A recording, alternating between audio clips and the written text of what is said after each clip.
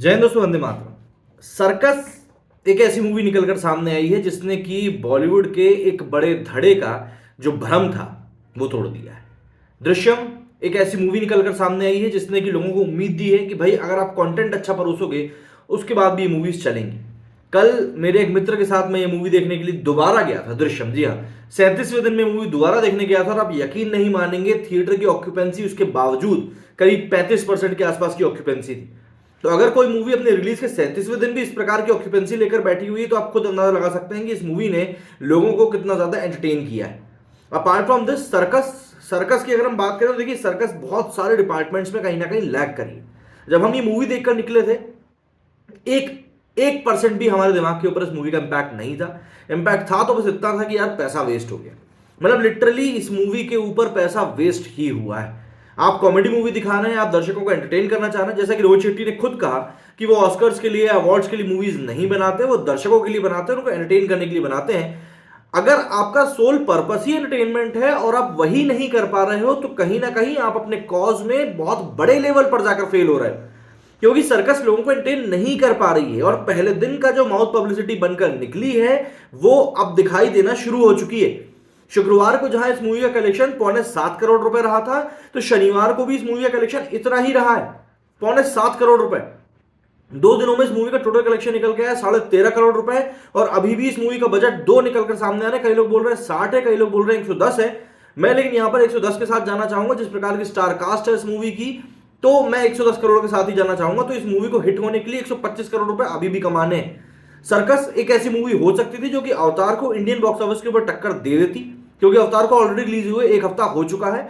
और कहीं ना कहीं सर्कस भी एक ही ऐसे ही ग्रुप को टारगेट करती है, एज ग्रुप को, जिसको कि अवतार कर रही थी। हालांकि अवतार एक विजुअल एक्सपीरियंस है, कहानी के तौर पर कई लोगों को वो भी काफी स्लो लगी, लेकिन सर्कस के पास एक बहुत अच्छा मौका था क्योंकि इनके साथ में कोई ऐसी बड़ी मूवी रिलीज हो नहीं रही थी। लेकिन यहां पर आप देखिए कि अवतार ने दूसरे हफ्ते में भी बंपर कमाई करी है।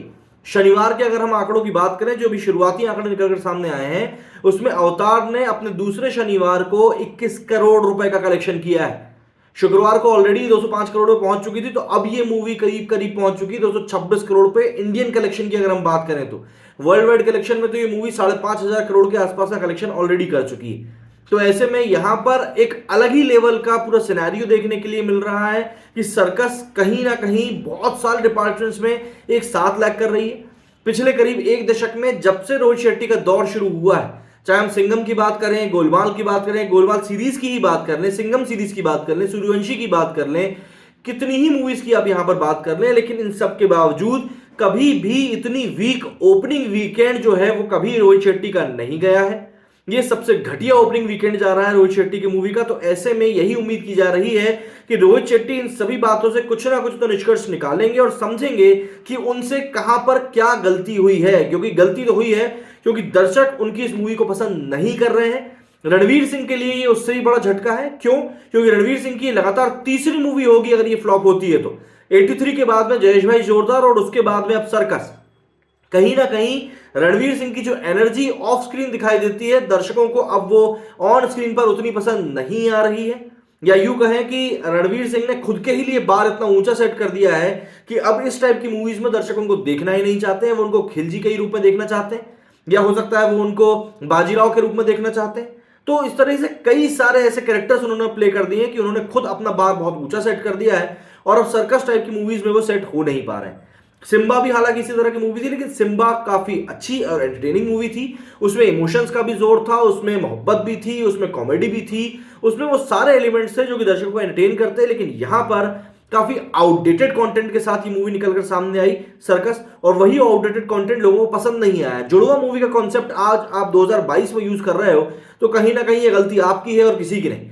जो लोग चीज जुड़वा में देख चुके हैं, अगर हम जुड़वा 2 की बात करें जो कि ऑलरेडी जुड़वा की कॉपी थी वरुण धवन की, तो उसके साथ भी यही दिक्कत हुई थी। लोगों ने उसको भी इसीलिए पसंद नहीं किया क्योंकि लोगों ने डिट्टो उठा के बना दी थी।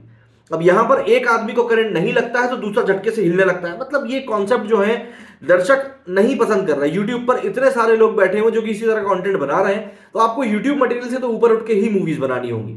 इसके अलावा अगर हम दृश्यम की बात करें, जैसे कि मैंने ऑक्यूपेंसी के बारे में आपको बता ही दिया है, तो दृश्यम ने अपने शनिवार को 37वां दिन था आई थिंक मेरे ख्याल से इस मूवी का, और इसने कलेक्शन निकाला करीब 1.25 करोड़ का। तो आप इससे अंदाजा लगा सकते हैं कि एक मूवी जब अच्छी रहती है तो वो कंटिन्यूअसली कलेक्शन निकालती है कंसिस्टेंसी के साथ में। अब बस यही है, दर्शकों के ऊपर पूरा जोर है कि दर्शक इन मूवीज को किस तरीके से लेते हैं और आने वाला भविष्य इन मूवी का कैसा होगा, ये भी दर्शकों के ऊपर ही डिपेंड करेगा। सर्कस लेकिन यहां पर एक बड़ा डिसअपॉइंटमेंट निकल कर आया है, सिर्फ दर्शकों के लिए नहीं बल्कि उन डिस्ट्रीब्यूटर्स के लिए भी जिन्होंने इस मूवी को रोहित शेट्टी के नाम पर रिलीज किया है। मेरे स्टूडियो फिलहाल इतना ही। जय हिंद, जय भारत।